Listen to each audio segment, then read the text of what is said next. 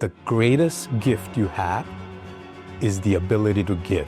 So we got biological age and chronological age, right? There we go. Give me an example of that. So what's one thing that I can start to do today that'll help me live longer? I would see 70, 80-year-olds whose bodies and brains would actually look like that they were 40s and 50-year-olds. Drill into why you feel Primal is so crucial. It's not like you have to, go kill an animal to have your dinner, right?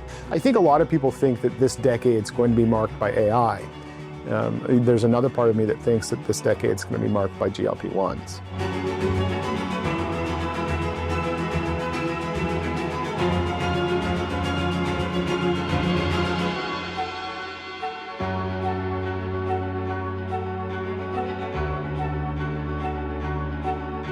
The following is a conversation with Dr. Kavin Mistry. He is a board-certified neuroradiologist. What is that specifically? What are you looking at?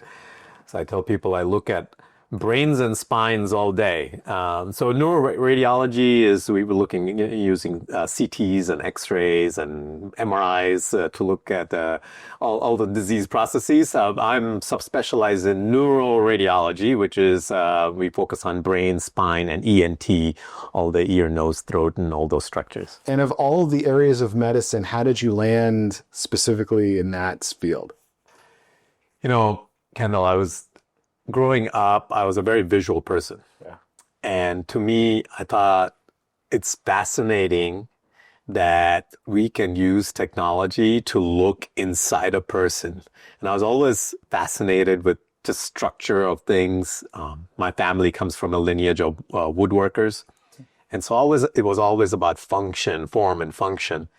And so when I saw that radiologists, we could look at people's bodies and how they function internally, it was just fascinating to me. And to be able to dissect that and then come up with a diagnosis and help people. And so it was just a natural field where I thought it was just be so cool to do it.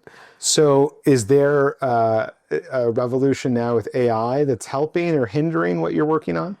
I would say on both ends, back in, I guess, several years ago, there was this big fear that when AI becomes strong enough and recognizes images, that all radiologists would be out of a job. Thank God that hasn't happened. AI is not that good it's good at image recognition, but it's not as precise, and the trust is not there from the public side. Nobody wants their mammogram read by AI computer because they want the human behind the film to be making the decisions. Mm-hmm. And so actually now AI is a great tool for us. We use it as a second read. We use it to automate a lot of routine tasks like proofreading reports and things like that. Fascinating. Yeah, I think that's really interesting on where it's going. So are you actively using AI to help in your analysis now, or is it you're just doing the reads alone, and if you have something that pops up, you send it through? So in certain areas, we do use AI actively. Certain studies, only because of AI can we do them. Like there's certain measurements we take for people with dementia, memory loss, and things like that. And the AI is able to calculate volumes and things like that we could never do before. And now, because of that technology, we actually have those studies and we can offer them. So I would give AI sort of a kudos, from that aspect. There's certain studies there. But from a day-to-day function, we use it more as a tool, and it's an adjunct. And so certain times, let's say somebody comes in with a neck for a hip fracture, right? There's an AI algorithm that will look and see if there's a fracture that's detected, and it flags it for the ER doctor. So they get alerted. But now as a radiologist, I step in and verify that is it picking up artifact? Is it the actual fracture that is picked up? But at least if it's a major fracture, it picks it up, alerts the ER, so the whole kind of ball gets rolling faster. Yeah, very interesting. Thank you for that. Walk me through your history, kind of where you were born and raised and how you ended up in this Philadelphia region doing medicine.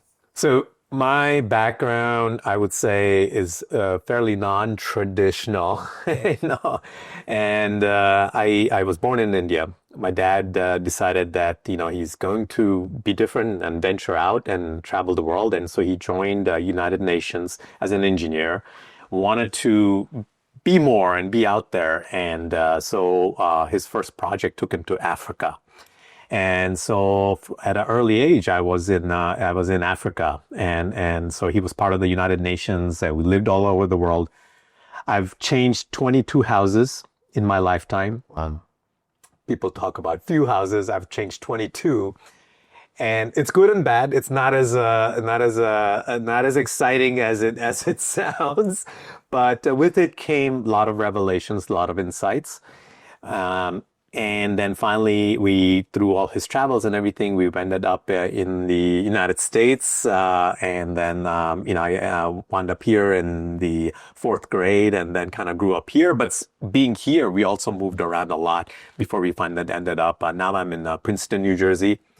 Mm-hmm. My claim to fame is I'm 5 minutes from Einstein's house. So it's great. So talk to me, when you were moving so much, was the stability with the relationship with your parents? Because if you're basically rolling over into a new location frequently, friends change, location changes, but is that base layer your family? That's a great question, Kendall. And my parents, I became very close to my parents because ultimately they were my only source of familiarity moving to these new locations. And, I wasn't making friends that quickly, but I became very close to my parents and they became a source of comfort, familiarity. And, one thing I would say, they'd never let me feel that I was a stranger in anywhere. And they just gave me that comfort, that support, for me to go out there, acclimate, and really, they viewed this whole process of moving around as almost a strong life lesson, because they said, you know what, they said, you look, other kids are not able to do this. You're able to do this. Let's make it enjoyable for him. Let's make it a life lesson for him, and that where he can experience new cultures, learn new things. And so they were always exposing me to very, very different, climates, different adventures, different people. And so it was very enriching. And I would say without their support, I would have never seen those parts of my life as enriching, because it would always be a struggle, being in a new place and things like that. Yeah. Yeah. Did that build a certain resiliency to adaptability for change because it was forced on you all the time, that you were rolling over into a new location, or basically nomadic? Absolutely. I mean, I think you develop resiliency because you just have to acclimate with new friends, acclimate to a new climate. And, but at the same time, it builds this quality of curiosity where you say,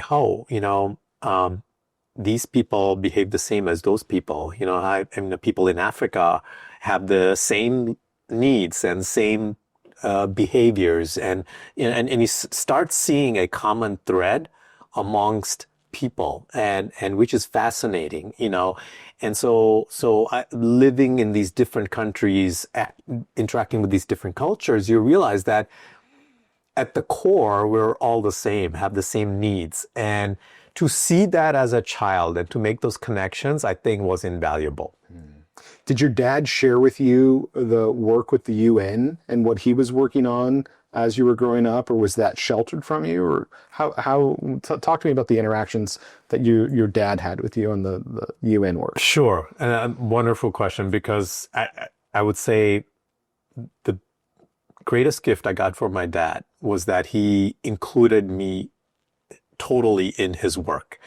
And so when he would go out to a project site, he would ask them, hey, could my son come along? And so a lot of his work involved working out in like rural areas in Africa, where we got to interact with a lot of the indigenous tribes. Mm-hmm. And there are many different tribes in Africa. One of them that we spent a lot of time with is the Hadza tribe, or Hadzabe they are called. And they're one of the last few hunter-gatherer tribes on Earth. And as they're doing the projects, he would let me hang out with them. I would hang out with the kids. And interestingly, I picked up the local language in Africa very quickly because I was at that age where you can pick up languages. It's always a sponge, right? Yeah. And so I picked up Swahili, which was the local language. And what was interesting is the spoken language in the sort of like the cities there, in the schools, the Swahili, they all spoke English. They also spoke Swahili.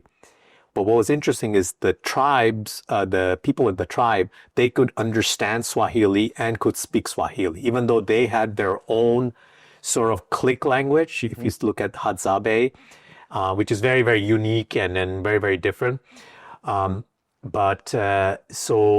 I could speak Swahili and I could communicate with the locals. I could communicate with the people in the tribe.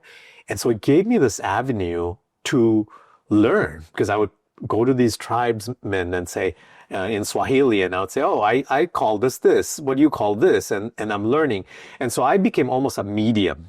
Actually, my parents used me as a translator to communicate with that help we would have around the house or other people and things like that. It's amazing. That's really fascinating. So how did that shape the trajectory for your book, for your career, for the way that you parent?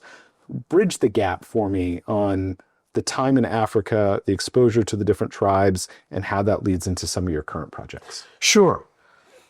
I would say there are a lot of lessons that you learn innately just by being in that space. And, looking back, and what was very interesting is I had this experiences in Africa. His work brought us to United States, grew up here, all that. And like I said, I was a visual person, became a doctor, and then eventually ended up in the longevity space. What was very interesting is, and then how it all ties in, is I'm learning about longevity. I'm learning about all these things. And then they said, there are certain tribes in Africa that have a very low incidence of chronic disease, no hypertension, no anxiety, very minimal mental disorders. And I said, really? I said, Africa. So I started looking further, and they talk about this tribe, and they said that, it's the Hadza tribe, in Africa. And at that time when I was there, I never gave it a name. I didn't know that they were the Hadza. But the tribe that they were talking about in longevity research was the tribe I actually hung out with. Right. And then so I put it on the map, and they said, oh, they are located here. And I'm go, wait, so there is a city called Arusha in Tanzania. And then we would drive there to these campsites and whatnot. And they live out in their own kind of man-made facilities. They build these little tents and things like that. And so it turned out that the tribes that I hung out with was the Hadza tribe. Wow. And so I said, okay, this is something that I need to really do a full circle on. And that's just a coincidence. Coincidence that I would, get into the longevity field, and the people and the cultures that were studying for longevity were the ones that I hung out with as a child, and so a lot of lessons. So then, at the time when I was a child, I wasn't studying these people per se, right? But I could look back and say, what was I experiencing? Like, what was my innate thought process? What were the paradigms that I picked up? And then I could make those connections to write about it. I think there's a difference there between what your actual biological age is and how you feel, or your longevity. Talk to me about that. Sure. So we got biological age and chronological age, right? There we go. So biological age is how old your body is in a very simplistic term. It's just not just your body, but also a lot of many other things, kind of your metabolic age, how your genome is aging, and how your genes are responding. But to put it very simply, okay, for most people, I would say I would say if you can use a proxy as like how old you are biologically is maybe your body age, right? Versus how old you are chronologically, your birthday candles that you celebrate, right? And what's interesting in radiology, when I first started in radiology, and I remember the first week in radiology as a resident, and we started looking at these films, right? And then looking at these like cervical spines and lumbar spines on these patients. And these patients were like 20s and their 30s. And I'm looking at all this degenerative disease, and I go, wow, in medical, in the books, I was like, all these pretty looking spines. And I'm like, what happened to this guy? He looks like he's in his 50s and 60s. And what I started realizing that people's bodies were aging faster than their chronological age and their actual age. So even though they were 20 and 30, their body looked like it was 40 and 50. And I said, wow, isn't that, shouldn't we be concerned about this? And I would raise this issue with my co-residents and other people. I said, how come this guy looks like this? They're like, you know what? Just read the damn film, right? Like, don't ask these questions. But that curiosity stayed with me. I'm saying, like, why are we not asking this? Is anybody asking this question? Mm-hmm. And it got me on this path that I said, like, what if is this normal?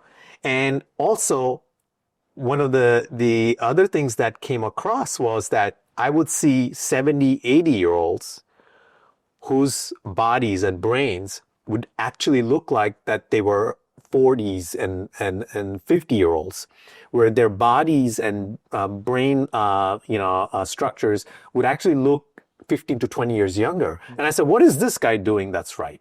And I said, why is this not the norm, right? Why should everybody be aging faster? Why is this not the norm where people are actually reversing their biological age?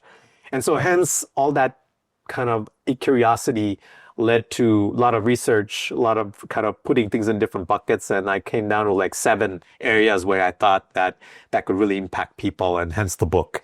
And during that research, that's when you uncovered that there was also research on the tribes in Africa. Correct. And that's the overlap. That was the overlap where I said, that's it. And, it was funny because what aha moment for me was that, and a lot of kind of like popular health culture speaks about, a lot of the health fixes, right? You wake up, have your green smoothie, and I'd say there is a element of benefit in all of these things, doing the yoga and everything like that.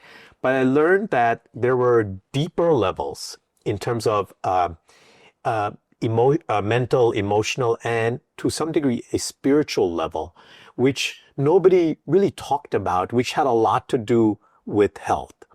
And that's when I looked back at my childhood and I saw like how these cultures were living. Like and I said that it wasn't necessarily the food. I guess they weren't shopping at Whole Foods for sure, right? Sure. They were hunting their food, and they were connecting with the earth and whatnot. And so one was that deep connection with nature, but then a deeper level was this sense of tribe, of who we are, that there is that it's not about us, it's about we, that it's not about just my self-interest and what's in it for me, but it's about us rising together and protecting us, and this sense of tribe, this sense of community. And ultimately, they also were very cognizant of their mortality, and which I think was the ultimate capstone for me, where, every day they're watching these animals get hunted. They're hunting animals, right? They're seeing death because they've got to hunt animals, right? And we're so separated from death, right? Because it's not like you have to, go kill an animal to have your dinner, right? But when you have to do that, right, you develop this awareness that, this animal had to sacrifice his or her life for me to be fed, right? So there is this sense that, there is this life and death.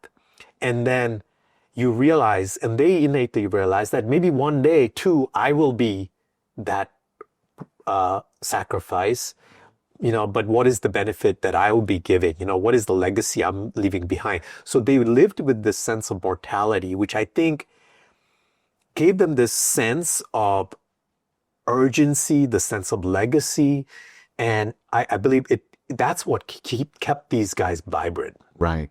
Because each day was important, right? Because they saw that life was finite, and then that you make each day count. Yeah. Yeah. I can say that I was born and raised in Kansas, and we spent a lot of time in Kansas City. We run cattle on some of our ground, and that connection to nature, but also the full life cycle of animal husbandry, is something that I was raised in that environment, and there's a connection there where you can look at the pasture, look at the field, and then look at the cattle and realize that that's going to be a really delicious grass-fed steak, or that's right. And so it kind of changes your whole perspective on that. We're not as insulated from just the supermarket when you see it, right? When you're able to go and touch it in the field. I think that connection's really fascinating. So you've talked about the word primal, and we're starting to understand that foundation, the foundation of primal from Africa, and primal from the thesis of this is the foundation for longevity. And you have the 7 pillars that you wrote about in your book. Drill into why you feel primal is so crucial. Moving even beyond these 7 connections. So these 7 connections I talk about is connection with the earth, body, food, of our purpose, of our tribe, and finally of our mortality. And I touched upon that very briefly. And what's interesting is that moving a step beyond that, what I found was that these connections were leading to certain primal qualities in these tribes. And one of the first things I noticed was that they had this primal presence. And what I mean by that is this deep level of awareness, right? So here they are, I would be with these guys, and with these kids, and sometimes they would take me on these little hunts, not hunting like major game, but like little hunts, maybe like some squirrels and things like that, because I was small, and they weren't going to put me in danger or anything like that. And what I saw was that one, they were using a lot of times they will use bows and arrows, so they would spend this time like making these tools, and with precision, and there was so much attention to detail and so much stillness in their craft they were putting in, because they're like, okay, we're going to make these tools, and they would go out there, and go out there in the forest. But what was interesting, here we are, and I would go with them, and they'll be like, okay, let's just, and they just say, just stay behind us and just watch, And what was interesting is they would have this level of awareness where they're reading this environment, not from a visual sense, but in a sense of they're feeling this environment. They're feeling the air, they're feeling the sounds, and they could know that an animal is there. And I would see nothing. I'm like, there's nothing there, but they would know. And what I learned is that awareness, that level of presence, is something that is so rare these days, and I teach residents, I teach my kids, and I tell them one thing is that you got to develop this sense of awareness, because one thing is we live in such a reactive world, right? We something happens, and you all would said, oh, I can't believe he said that to me, and you just want to react, but if you have a high level of presence, high level of awareness, you can read that situation and say, how am I going to react to this? And not react, but how am I going to respond to this? Because then it creates this gap, because you have that awareness to develop a proper response. And then that gap is, I think, what separates you from all those reactive personalities out there. And that was something, it was such a unique lesson, just watching people with tremendous amount of awareness and how I could carry that, and develop that in my own life, Would you label that intuition? I think it's part intuition, but part is, it's interesting you asked that. And so one of the things I'm working on is sort of a corporate program. And one of the questions in corporate is what role does intuition and innovation play in all of this? Okay.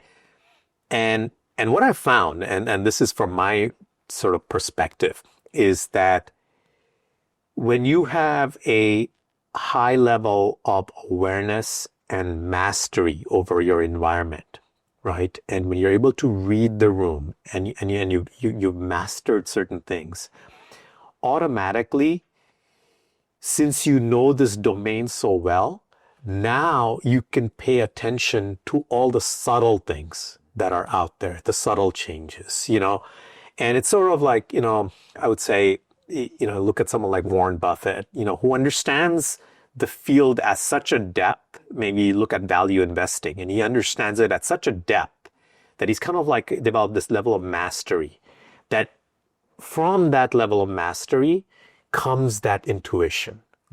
Right? But you can't learn the intuition without having the mastery, if that makes sense. Yeah. And so, you look at these tribesmen, right? They know these environments so well that's what gives them the awareness and the ability to read the subtle clues and subtle changes, Do you see that in your high-performing coworkers, or do you see that when you're teaching, that some students have that intuition?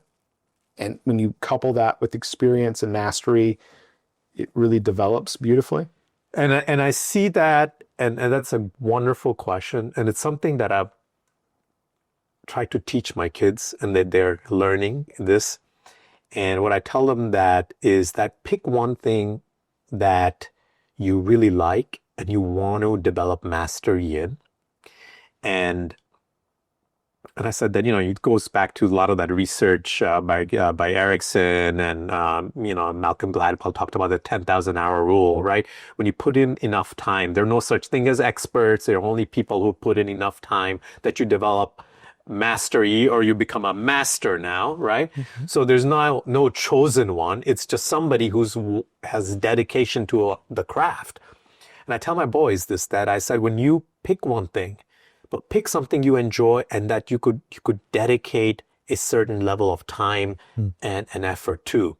And I said, when you get to a certain level of depth, you're going to see these opportunities. You're going to see these subtleties, and then you can capitalize on them, And what I see in residents is that once radiology residency is difficult because there's so many moving parts initially. When you start, these residents are all over the place and things like that. But what's interesting, by like by end of second year and third year, they have picked one area where they gravitate towards, and then they start reading about it. They start, develop more in mastery. They get really adept at it.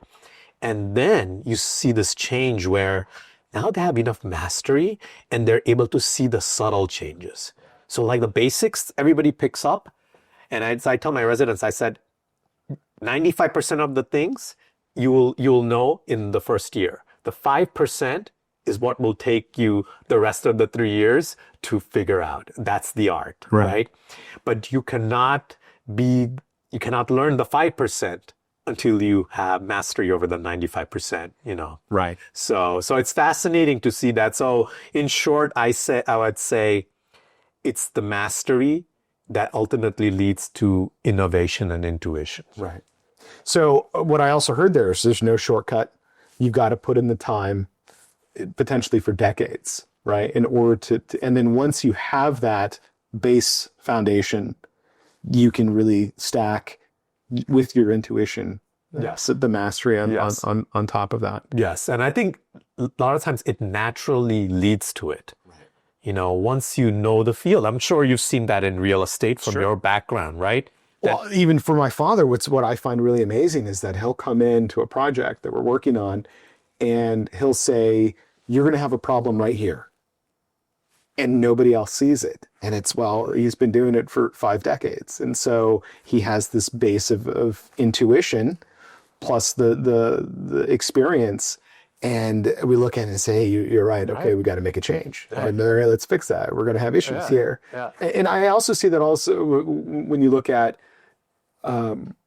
really high-end consultants. They can come in and they've seen the pattern recognition from problem solving in all of these different fields, and then they can apply that to your particular case. And they may not know the exact answer, but they can say, we think your problem is right here. And then you go and you look at it and say, okay, well, we missed it. Right. That's it. Right. And then we have the solution. We can fix it. We just didn't know where to look. Yeah. So that's really, really interesting.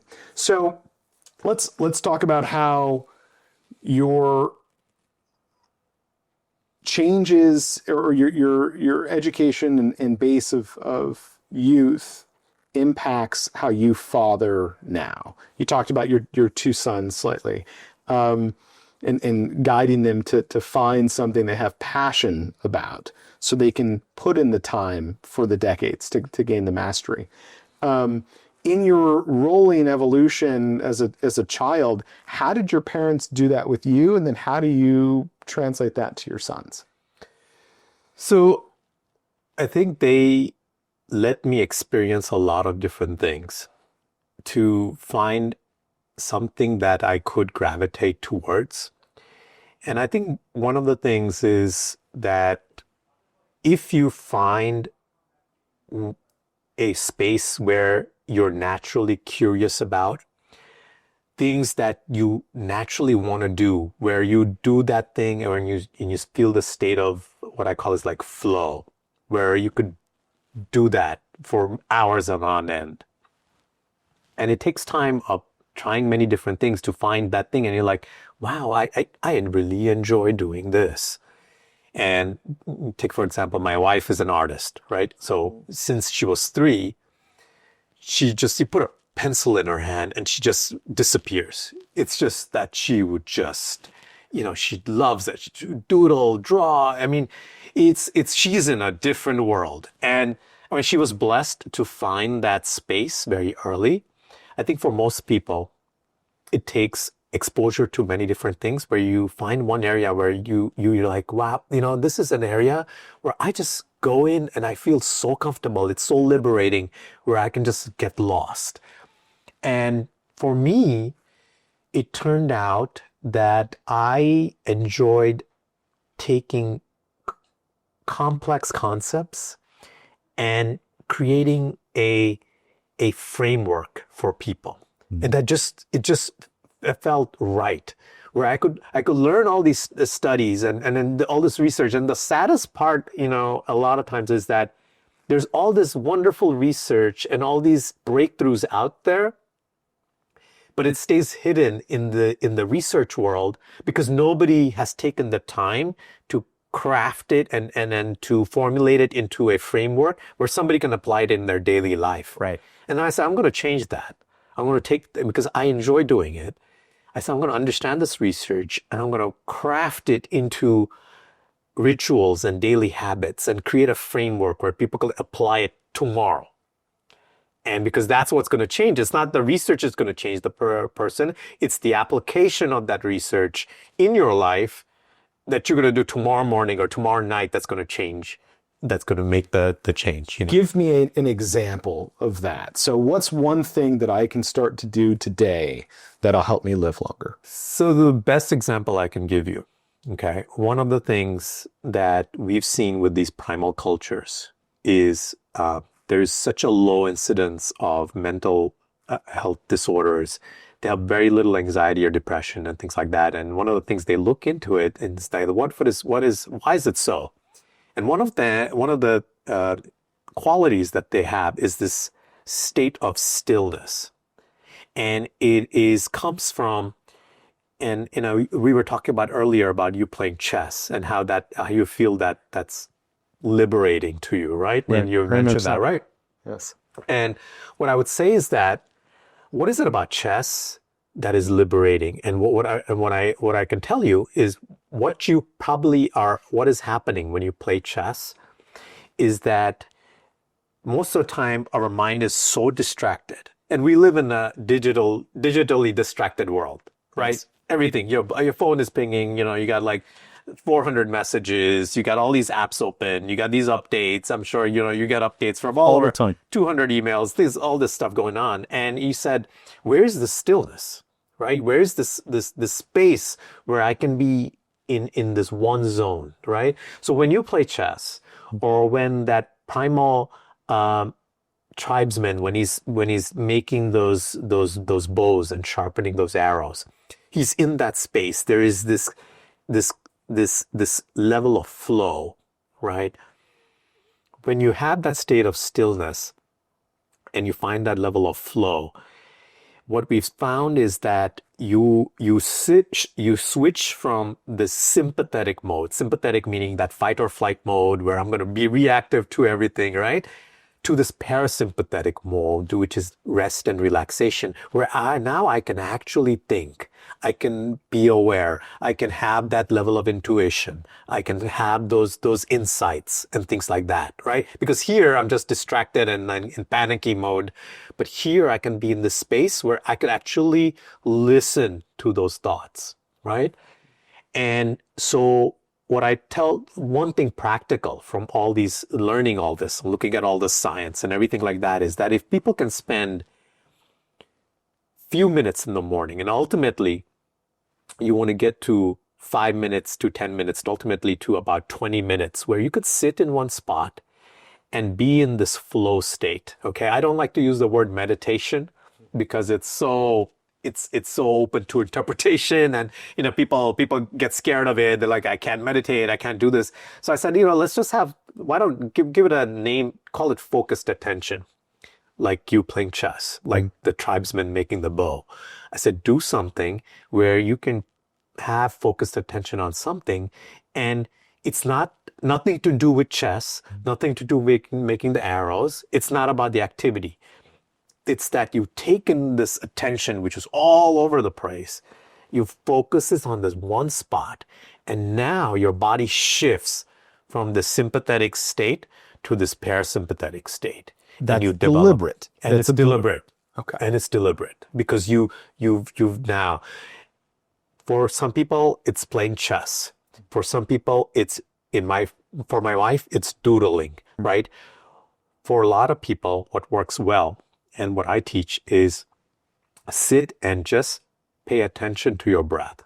Don't control it. Just watch. What we call is like breath watching, and just appreciate and have reverence for your body, and then this breath, right, which is keeping you alive, and just watch it. And what happens is, it's not about the breath. It's not about the chess. It's not about the tools.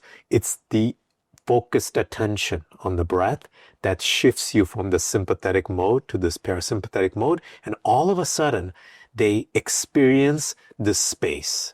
And it's very liberating. Like you say, it's like you said earlier, right? When you play chess, it's liberating. The liberating part is that all this noise goes away, and now you're in the state of flow. And when you feel the state of flow, you realize, wow, there is this stillness here. And in this stillness, I can actually think, I can pay attention, I can have intuition. And so I would say the best thing people can do is start off their day with some level of a stillness practice. For children as well, do you recommend doing this with your kids, or encouraging your kids to do this? At what age does it make sense to introduce this?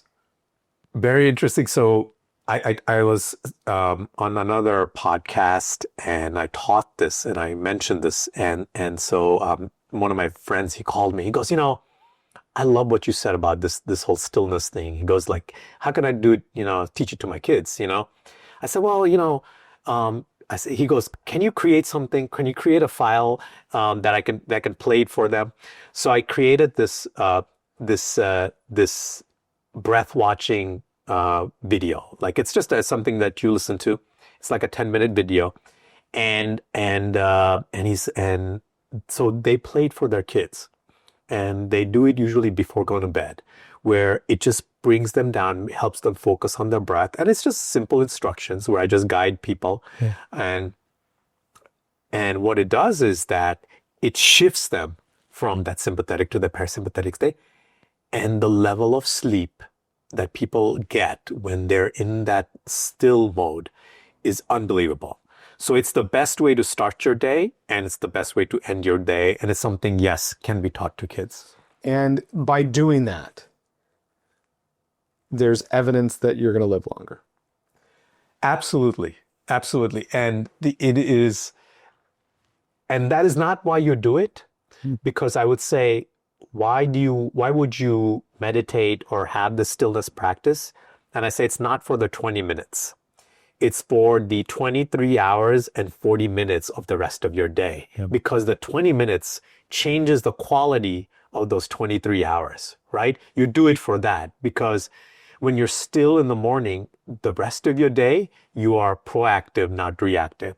But when you live proactively, when you're in the more of a parasympathetic state, you're less inflamed, you're less prone to anxiety.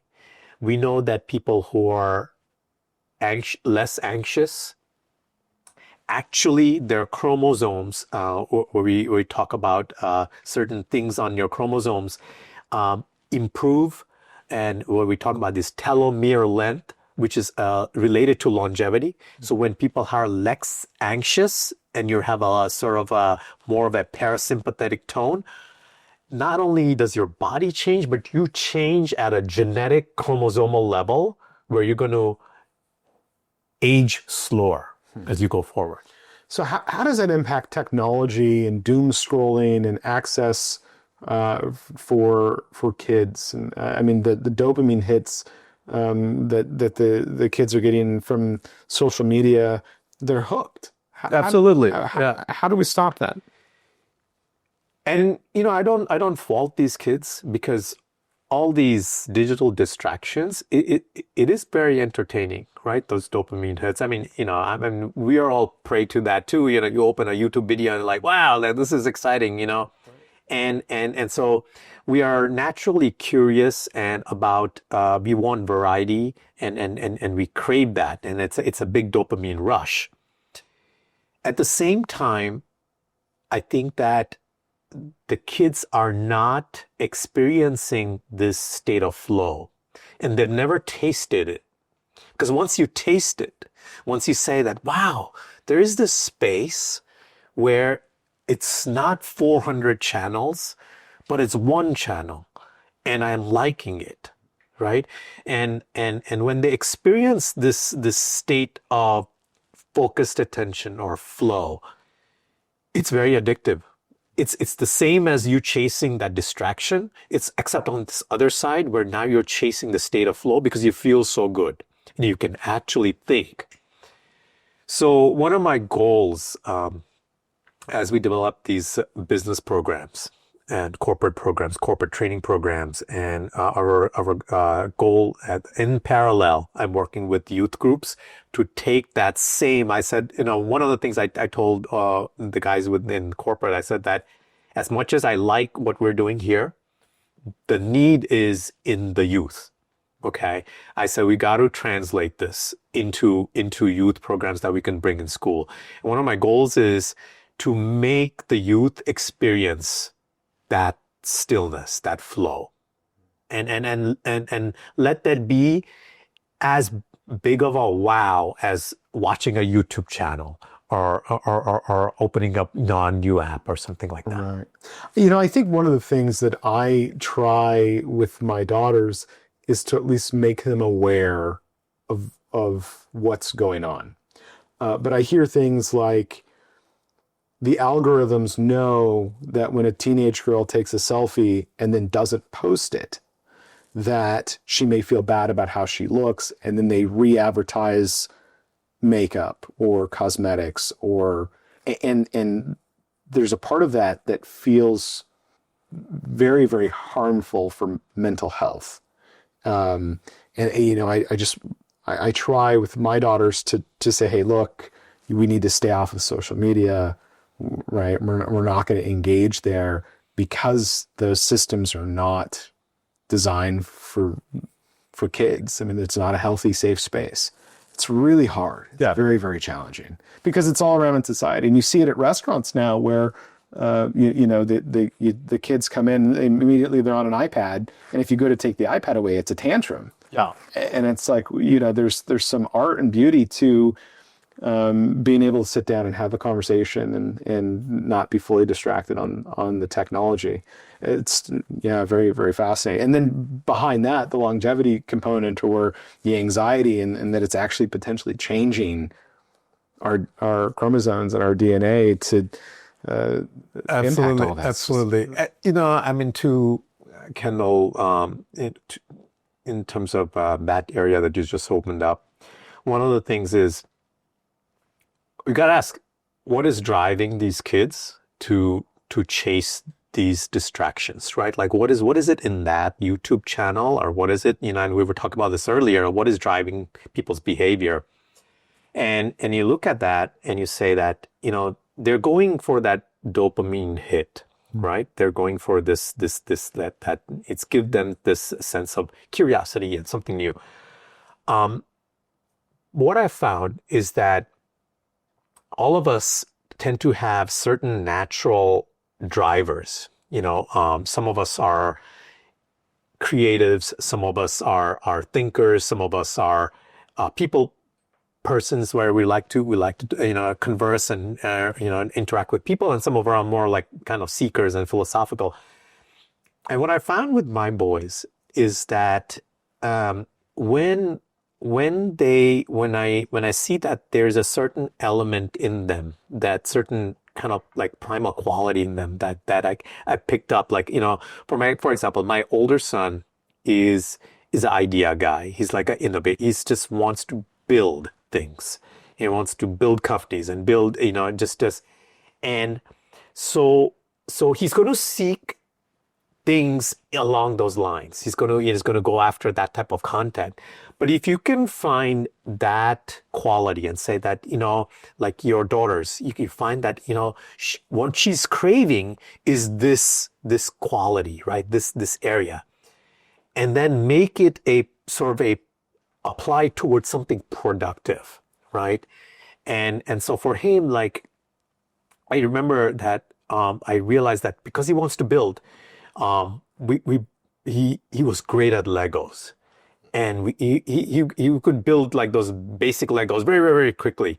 And then he got to those really advanced Lego sets, and then he got to Lego sets where, there's this Taj Mahal Lego set where he built that in like 2 days, and it was really complex, like 5,000, 6,000 pieces. And then he built like these other Legos where you have to like, build motors and things like that. But it was productive, where he could channel all that kind of like building element to it.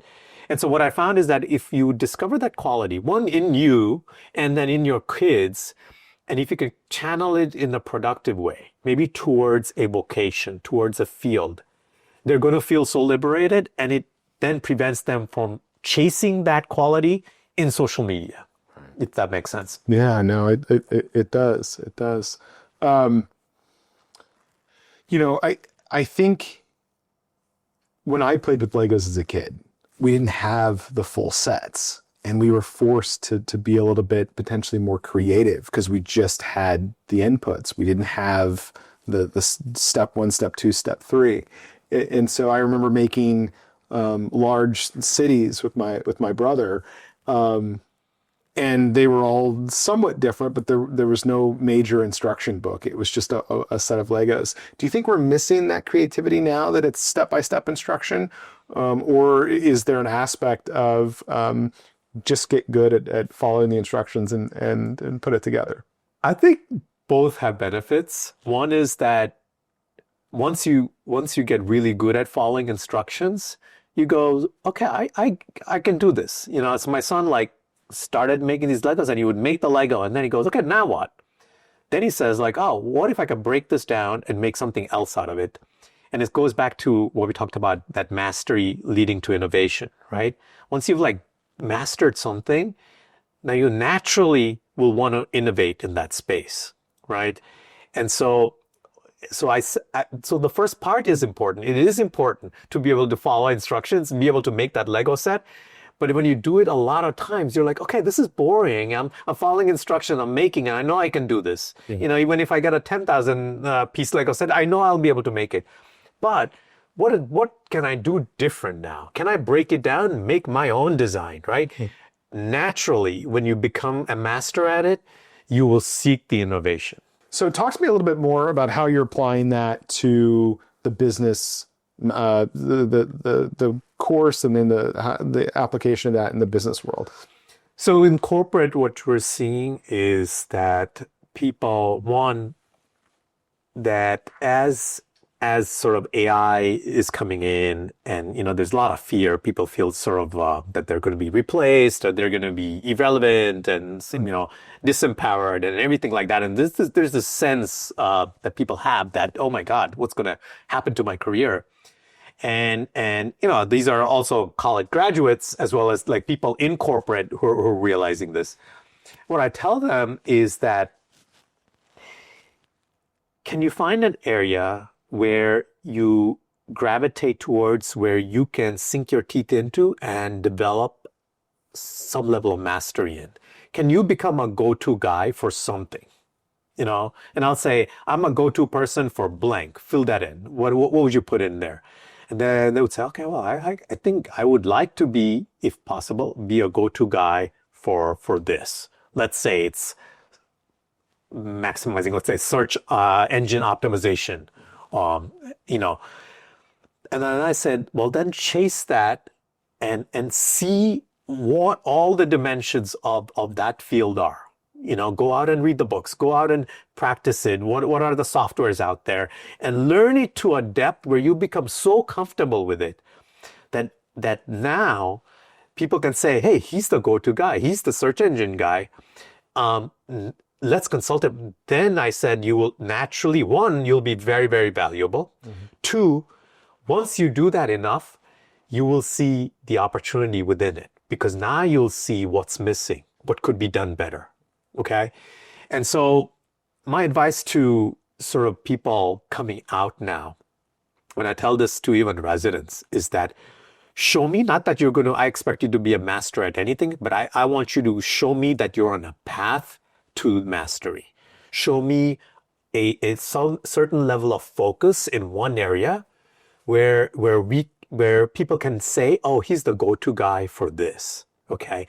And right now it's so much easier because with AI, you can actually use all these tools to help you become that. You could ask that question and say, hey, I want to learn to be the go-to guy for search engine optimization. Give me a plan. What's the books I can read? What are the softwares I need to master? It will craft a whole plan for you. Okay. And you're looking at a lot of these tools like Notebook LM and things like that. It can teach you a whole field. And within a short amount of time, you could really be one of the top players in that field if you wanted to. But it's just that people don't see value of putting in that time and doing that, because people want to do 10 different things. Yeah. And I think it's that level of hyper focus which will make you the go-to guy and which will make you irreplaceable. Fascinating. Kids are now spending more and more times indoors. And when I think about your story in your time in Africa and how it impacts longevity, what I've heard is time outside. How important is being in nature as it relates to the health of children, longevity, and setting up the foundations for mastery? Absolutely. It's a fantastic question. And, in my book, the first three areas are connection with earth, body, and food. And one is, I remember in Africa just being out. And I just like in the morning, waking up and the days off, just being outside. And if I was with my father, at one of those tribal sites, we would just be out with, kids, and we would just do random things, find bugs and put bugs in like cans and like make things out of the little bridges out of the earth, and go digging. And many years later, I find out that our connection with Earth itself, from a grounding effect, it has a very, very profound impact on your health, because the Earth serves as like what we call is a negative ion sink. When you touch the Earth, or people talk about earthing or barefoot walking, when you actually touch the Earth with your feet, we know from scientific studies and everything like that, it reduces inflammation in your body. Just that aspect, okay? Without the anti-inflammatory drugs and all that, right? So it reduces inflammation, you sleep better and all that. The second aspect is being exposed to dirt and being exposed to the microbiome of the earth and dirt. We know that kids who play outside in the dirt have lower incidence of autoimmune disease, lower incidence of allergies, and all these, the kids are facing all these kind of allergy issues, and they're taking Claritin and all this Zyrtec and in allergy season. And if you look back, it's the kids who have been exposed to the outdoors, like myself, right? I never took Claritin, because I just, it's just, I was out there in the elements, and so a profound impact that these little things, just touching the earth with your feet, playing in the dirt, has on your body, not that we're finding out, And so there's this whole movement now in this longevity space in terms of grounding and earthing. And, these are not new concepts. This is like just primal things that people did, right? You dunk the food, you're out of with your hand, you contacted the earth. It's just that now you go to a grocery store and open up a bag that was in the frozen area. You never touch that carrot in the earth. It's all sanitized. Yeah. Do you think that the reaction to like COVID-19 and hand sanitizers everywhere and all of the chemicals that are introduced there impacts health and longevity? I think COVID-19, it did set us back in terms of like, and I would say I was guilty of it too, because we didn't know really what was going on. And I remember bringing in these Clorox wipes, and then, but I just went back to what I was teaching, and I said that, this is silly. Like, and what was interesting is that actually from people who over sanitized, actually, if you look at the amount of the level of allergies and whatnot, actually increased because people over sanitized. You killed the natural bacteria in your hands, and you were avoiding all contacts with the outside world and things like that. So it did set us back, I would say. And some of it is still remaining. Like, I see, moms, like all of a sudden the kids would touch something from the ground and they were like, oh no, let me break. It's actually the sanitizer that's worse for the kid than him touching the dirt, and that's probably good for him because he's probably getting some microbes that he needs, So, but I think we are definitely over sanitized in this day and age. Yeah. And I think that, but when you look at the data, when you look at the research, there is profound benefits in being grounded and having contact with the earth. Wow. Yeah, I mean, I think it really impacts the gut microbiome and the gut-brain relationship, and we're starting to really discover more in terms of the relationship between the gut and the brain, and the positive benefits of GLP-1s and some of those aspects. It's just fascinating. I think a lot of people think that this decade is going to be marked by AI. There's another part of me that thinks that this decade is going to be marked by GLP-1s. And just in terms of the overall health and health benefits that you potentially get from some of these. Or there could be hidden issues there that we're not fully aware of yet, but it's a very fascinating area of study. From my perspective, I see it as that, and I never say sort of any negativity towards any particular drug, because I now almost never say never, because there's always exceptions to everything. I think there are people who need those types of medications, and even like things like statins and things like that. Before I used to say, oh, nobody needs to take statins, but there are certain parts of the population that can benefit from certain types of drugs. But I think with it all, I think from my perspective, if you don't have the basics right, all of the stuff is really peripheral, right?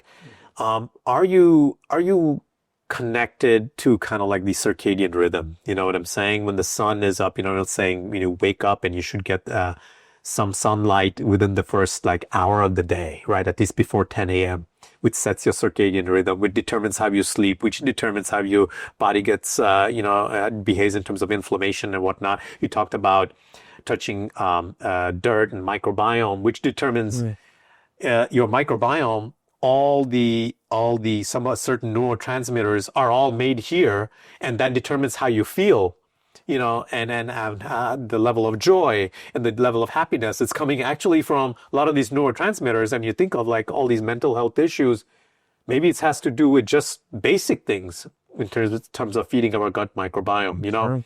So I think that we need to return to a lot of this primal aspects. And first, are we behaving the way our body was designed? Mm-hmm.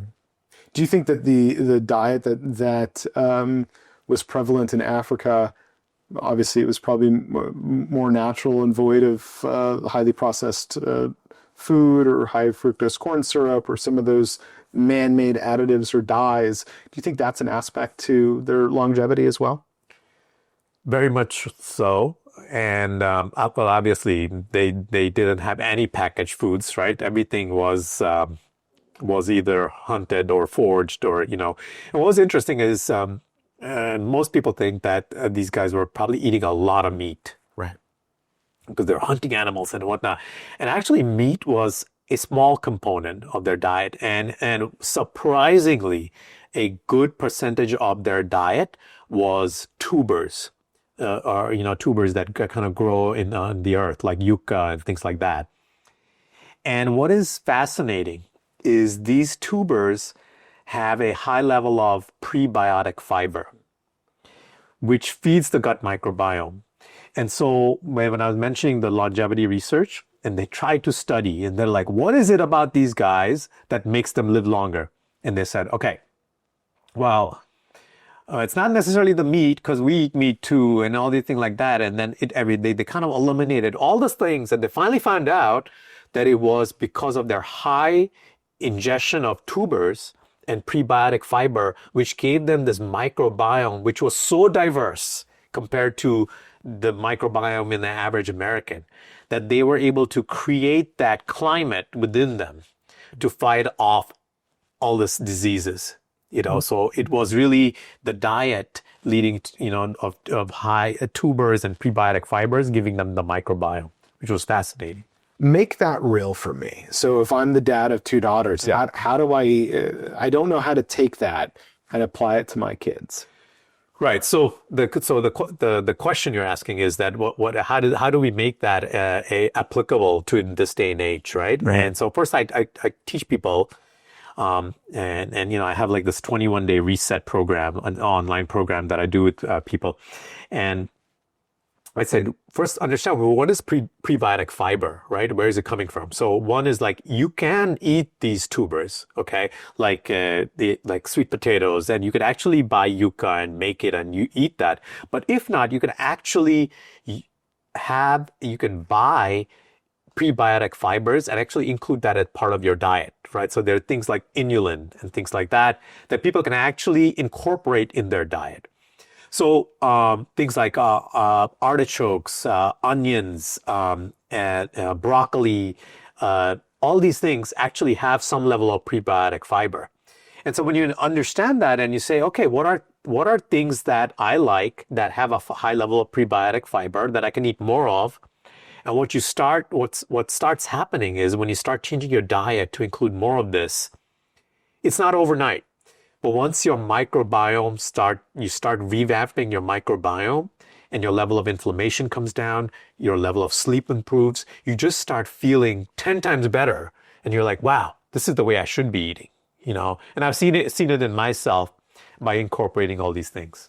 I struggle with the disconnect between the grab and go mentality of modern food and the friction or the effort that goes into, or the thought that goes into, okay, if I want to attempt to integrate that into my daily life, it takes so much more effort, right? Because it's not as convenient, and we're sacrificing the convenience for, okay, I have to really work here. And I find as a parent that's very challenging, because we're overwhelmed between the manufactured stress of sports and music and dance and gymnastics. And I kind of joke with my wife that we run an Uber and we high five in the driveway as we I totally relate to that. And so it's like I have a desire to make sure that my daughters are introduced and healthy when it comes to some of these things,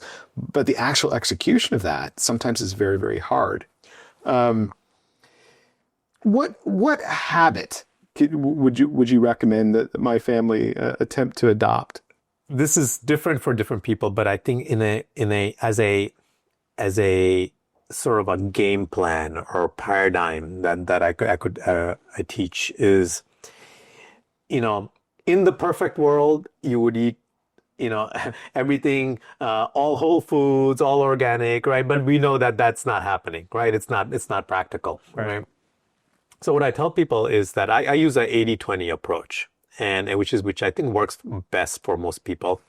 And I said that when you look at your plate, show me that at least 70 to 80% of your plate is sort of whole foods, meaning it's not coming from a package, right? So, but then I'll let you decide what you like for that 80%, right? You don't like broccoli, don't put broccoli. You like sweet potatoes, put sweet potatoes, right? Do you like beans? Do you like rice? Do you like, what do you like? Just give me things that are not touched, or not came from a package, and make that 80%. For the 20%, pick something that you really like, and like that maybe could be packaged, if you want to eat pasta, make that 20%. Okay. We know it came from a package. Pasta is not the best thing to eat, but hey, it tastes great. I love pasta, right? I'm sure, Sure. Do you want to have a slice of pizza? Can you make that the 20%, but then make the 80%, some greens or beans or rice or things like that you can make. And so if you have this 80-20 mindset, it gives you the flexibility to have the play, so the 80% will compensate for the 20%, and it will let you enjoy the pizza, but also have the health benefits of that 80%, if that makes sense. Absolutely. And so my boys, what I tell them, we take inventory. I'm like, what are things you like? And my like older son, he likes rice, he likes beans, he likes, all these things. And then he likes tofu, which is, I guess, processed and things like that. But then he would make, for his 20%, he would have some type of like a tofu concoction and whatnot, and then circle it with rice, beans, veggies, and things like that he likes, and that's kind of his approach. But when people understand that paradigm, that 80-20 gives you flexibility, but at the same time, you're going to live longer, right, and have all the health benefits. I love it. Thank you. What can parents teach early in life so their kids don't spend adulthood trying to fix? Do you think the diet is the most important piece? Is it being mindful and being present? Is it to try to put down the cell phones and the cell phone addiction? What do you think would have the biggest impact? So a couple of things we already touched upon, that having that mastery mindset and whatnot. One of the main lessons that I am trying to teach my kids now, and then that is that I guess I'll give you a little bit of a backstory, if that's okay with you.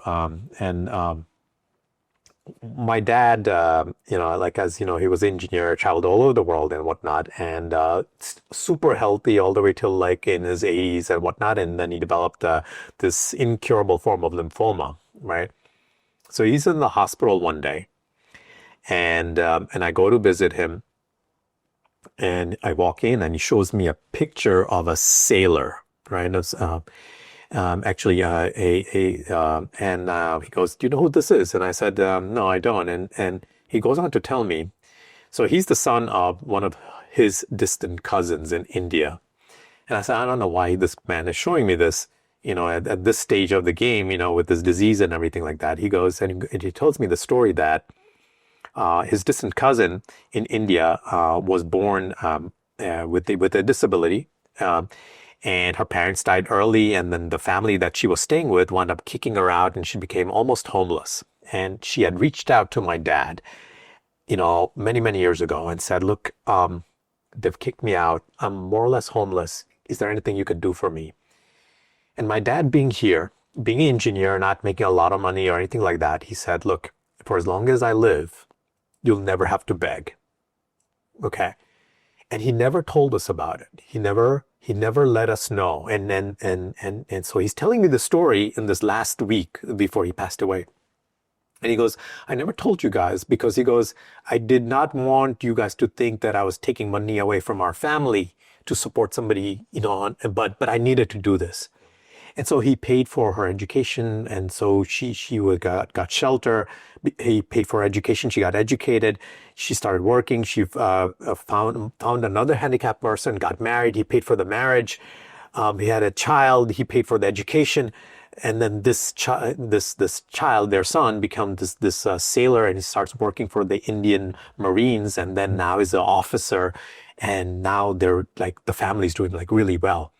And he's showing me this, and then he goes, Kavin, you're a good doctor, you're a good father, and he goes, the greatest gift you have is the ability to give. And he goes, because in order to give, you always you have to have more to be able to give. But your greatest gift is the ability to give. And he goes, in your life, you'll come across situations where in people's lives, everybody walks out of the room. But he goes, I want you to be the guy that walks in when everybody walks out. He goes, can you be that person?